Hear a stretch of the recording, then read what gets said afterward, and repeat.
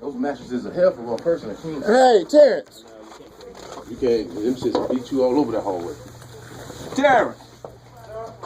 Here you go. Go see. Okay. Yes, sir. Have a seat. I got them set up nice too. This morning, I got an email today about some concerns about some things that was going on this morning. Okay. Do y'all know of anybody, seeing anybody on property this morning?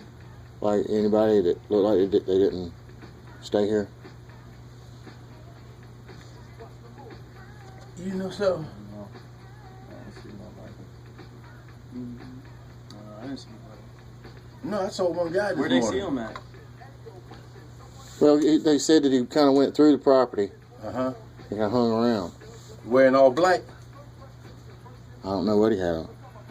I seen a guy this morning, all black. All black. Black toboggan, black hoodie, black pants, black shoes.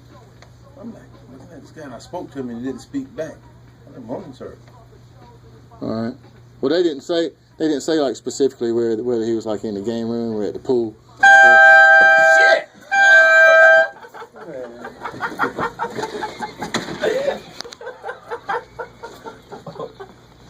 See that ain't met the shit to now.